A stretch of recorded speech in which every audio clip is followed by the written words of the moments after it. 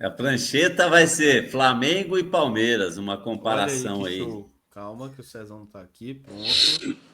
Em homenagem aos Flamengo ou meus amigos Palmeiras? César e Boca, viu? Comparar um pouco só, mas baseado no jogo de ontem, né? Nos jogos de ontem só. Ao longo do campeonato, nem tudo, né? Qual você vai querer falar primeiro aqui pela Pode ordem colocar o do Flamengo primeiro. Flamengo? Então tá. Flamengo jogou, né? Rossi, goleiro inquestionável, né, César? Rossi. Inquestionável. De Aí outra o linha. Wesley, né, caiu de produção. A saída do Muito. Gerson acho que comprometeu o Wesley um pouco. O futebol do Wesley caiu. E aí, Rossi, olha onde é que está o Wesley lá. Na saída de bola, o Wesley se posicionava lá na linha, daí para frente. E aí o Léo Ortiz e o Léo Pereira e o Alexandre um pouco mais recuado. O que chamou atenção aqui nesse esquema do Felipe Luiz é que o Bruno Henrique, joga ele do lado do Pedro lá, Marcelo.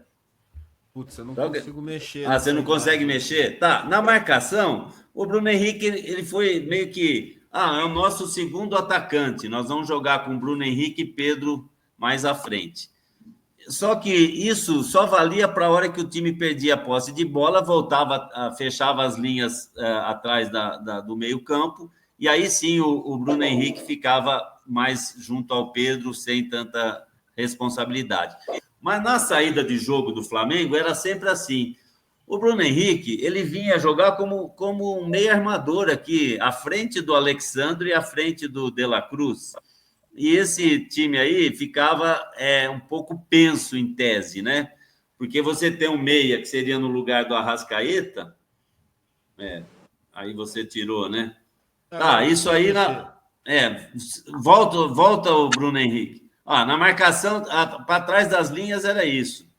Mas coloca aí o Cebolinha mais aberto na frente do Alexandro, Aqui. aqui, e abaixa um pouco o Bruno Henrique aí. Abaixa ele para trás do Cebolinha. E o Luiz Araújo um pouco mais por dentro para o Wesley poder ter o corredor para passar. Então, em tese, olha a quantidade de jogador aqui do lado esquerdo. Põe o Bruno Henrique atrás do Cebolinha, entre o De La Cruz e o Cebolinha. Tá. Então, o que eu via? Toda hora que a bola vinha para o Alexandre, o Bruno Henrique se metia ali para receber e saía da proximidade do Pedro para funcionar como um jogador de lado junto com toda essa ala esquerda do Flamengo. E às vezes o Flamengo ficava com a bola mais para o lado esquerdo na tentativa, às vezes, do De La Cruz, na inversão, pegava o Wesley, aí sim, com o corredor livre do outro lado. Então o Flamengo jogou pressionando o Botafogo, conseguiu algumas coisas nessa marcação, mas eu entendo que o time ficou penso, porque o Bruno Henrique não tem característica de ser um meio armador, de vir buscar a bola entre o Cebolinha, e aí o Alexandre também não podia passar por ali, e ele ficava distante do Pedro.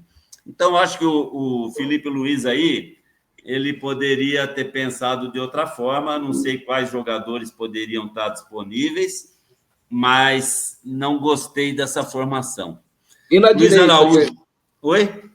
E na direita? Ficava o Wesley Na direita, o corredor? Wesley só. O Wesley com corredor. E o Luiz Araújo, ele não ficava como um ponta para fazer jogadas de fundo. Ele ficava meio que como um armador para dar o corredor para o Wesley. Então, era quase que uma estratégia de jogar o time mais para a esquerda para abrir espaço para uma bola invertida. E algumas vezes isso aconteceu. O De La Cruz pegou o Wesley passando algumas, mas muito pouco. E o Botafogo, por outro lado, tinha lá 3 grandes médio volantes, que jogaram muito. Aqui, Alan, Gregory e Marlon Freitas, né? O técnico colocou esses 3 jogadores que anularam todo o meio-campo do Flamengo.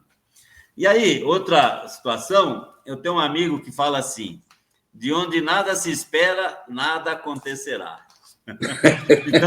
Então eu vou colocar os jogadores que entraram no segundo tempo no Flamengo.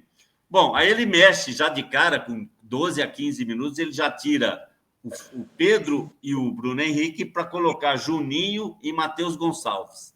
Mexeu rápido. Tá. E aí vem com Varela no meio-campo. E coloca o Danilo na zaga, joga o Ortiz, antes dele colocar o Varela, ele coloca o Danilo como zagueiro e essa mania de tirar o Léo Ortiz da posição dele para fazer ele ser meio-campista. Então, o mesmo erro que o Tite cometia, na minha opinião, ele cometeu. E aí ele coloca o Danilo zagueiro, joga o Ortiz para o meio, depois ele tira, coloca o Varela e o Michael também ele coloca. Então, vou citar os jogadores que entraram. Danilo, Michael, Varela como meio-campista, hein? Varela não entrou no lugar do Wesley.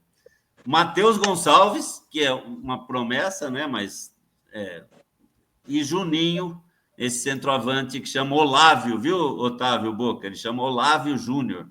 Olávio, Juninho, centroavante. Quase um xará. Então, aqui, a lista é essa: de onde nada se espera, nada acontecerá. Juninho, Matheus Gonçalves, Varela, Michael e Danilo. É isso. E o Flamengo caiu muito de produção, né, JH? Então, eu não acompanho tanto. Feito gols, né?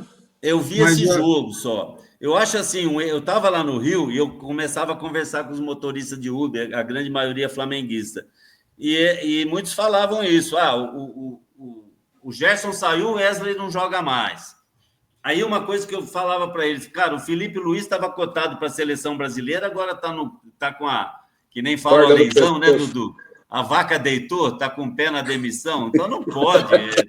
Deixa ele parece ser um bom técnico, e assim, deixa ele fazer o trabalho dele, só que a reposição, se você pegar esses 5 aqui e comparar com o Palmeiras, né, no estágio atual, o nível, o Tostão escreveu isso na Folha, o nível do Flamengo, do meio para frente, não está no nível do Palmeiras, opinião do Tostão, né, o grande colunista, para mim, o melhor colunista, melhor jornalista de futebol dentro do campo é o Tostão. Então, mas só que isso foi o Flamengo tem um jogo importante contra o próprio Palmeiras no domingo, não é? Sim. Talvez, aí eu acho que tem uma coisa de fisiologia para preservar um em relação ao outro. Mas nesse esquema aí não dá. Com Bruno Henrique de armador no lugar do Arrascaeta, não vai. Não gostei. Essa é a falta de confiança no reserva da posição, né? Porque se tivesse confiança no reserva da posição, sim, colocaria. Eu acho que o Flamengo poderia ter jogado com mais titular nesse jogo e ele vai pegar o último colocado pela Libertadores lá. Será que ele está com medo de não ganhar do... Não, mas o jogo próximo é Copa do Brasil. Copa do Brasil. Ele já entrou com um time ruim contra o Rosário lá do tal e perdeu dentro de casa. Se ele é eliminado, ele está fuzilado. Ele não pode esse jogo é na outra semana ainda. Mas eu acho que o Flamengo fez uma grande apresentação contra o LDU no meio de semana. Foi um jogaço. O Flamengo jogou super bem, pressionou bastante. E o que faltou... Ganhou 2-0. Primeiro tempo espetacular. Espetacular o primeiro tempo do Flamengo. Amassou, né? E esse jogo, o De La Cruz machucou, não sei se joga contra o Palmeiras, e o Wesley também está suspenso. O Tostão falou aqui, que, na opinião dele, o Verdão consegue fazer algo raro entre os times brasileiros, mudar a proposta de marcação de acordo com o jogo, não deixando espaço para os adversários, algo que outras equipes não replicam na forma de atuar. Ele falou que uma das diferenças do Palmeiras para o Flamengo é a maneira de marcar. Você concorda com a análise do Tostão aqui, ô craque? Quem sou eu para discordar do grande mestre? Agora, eu gostei aqui do Otávio, falando que eu poderia tentar a carreira de técnico. Aí, eu já gostei. Já foi técnico. Peraí, vou trazer. Mas acho que eu ia perder o vestiário na primeira semana, que eu ia xingar, não joga nada. Eu ia ser igual o Evaristo Macedo. Que? Você joga onde? Jogou aonde? Tu é pior que ele, tu tá no banco, quer entrar, tu é pior que ele. Evaristo Macedo. Mas é isso, o Flamengo tem, eu acho que é muita precipitação criticar o técnico, só isso. mas realmente nesse jogo o trio de volantes do Botafogo matou esse time aí. Você vai querer falar do Palmeiras também? Quer que eu coloque Vou. aqui? Ou... Coloca que o Palmeiras é mais rápido, tá mais quadradinho o jogo, né? Olha só, vamos lá. Parmeira. Aí, Boca, Parmeira. É nóis. Então tem lá esse jogador, Alan, do Júnior, Boca, que jogou à frente do Giai, porque o esquema é 3-4-3. Esse esquema aí é esquema, assim, parece que o nosso amigo Abel tá trazendo de volta o esquema muito usado pelo Ajax, com Van Gaal, o esquema holandês. Os holandeses sempre jogam assim, com 3 zagueiros, que às vezes nem são zagueiros de fato. O Guardiola fez isso no Barcelona, colocando o Mascherano para trás, Abdala, e nem sempre eram zagueiros, mas eram 3 que ficavam na linha de defesa. E 4 jogadores à frente, com 3 jogadores, né, 2 pelo lado e um centroavante. Então, esse é um esquema que a Itália já jogou, o Van Gaal, a Holanda se joga muito assim até hoje. Laranja mecânica. E aí tinha esse esquema permite triangulações mais fáceis, né? Você tem os 3 postados, o Giai é um lateral que fica como zagueiro na saída de bola, não é isso? O Rios e o Martínez fazem o box-to-box, né, âncora? Você que gosta. E aí você tem à frente Estevão e Facundo Torres, entrou o Flaco Lopes de centroavante. Esse foi o esquema inicial do Palmeiras. Então, eu gostaria de saber, Boca, você que acompanha, esse jogador Alan que entrou na frente do Giai aí, como é que é esse jogador? Se ele parece que é canhoto, igual o Estevão. Então, o que você achou dele aí? Eu acho que esse jogador que é da base do Palmeiras, jovenzinho, ele vai ser o substituto do Estevão a partir do Mundial. Eu acho que ele vem sendo trabalhado para isso. Ele é rápido, ele é forte. Essa meninada é muito forte, né? É impressionante como eles são barrudos. A base é boa, né? Ele é habilidoso, e sabe jogar bola, hein? E aí, Marcelo, e aí o que eu pensei aqui? A reposição, o Palmeiras nem usou Paulinho, né? Não usou Veiga. O Paulinho e o Tigrinho lá, eles estavam com problemas familiares. O Vitor Roque assim... e o Paulinho morreu a avó do Vitor Roque, estava no velório, e o Paulinho teve um problema familiar também.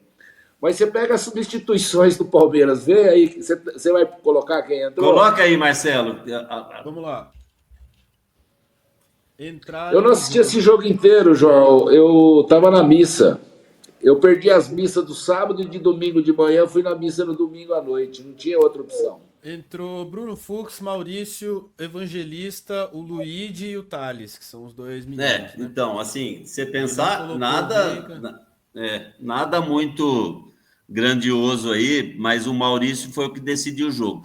E olha, a minha previsão desse time do Palmeiras, que eu sempre falo, Palmeiras joga feio e ganha bonito.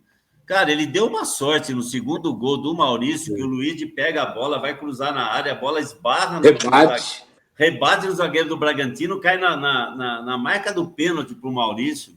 Isso não vai acontecer todo jogo. No canto, né?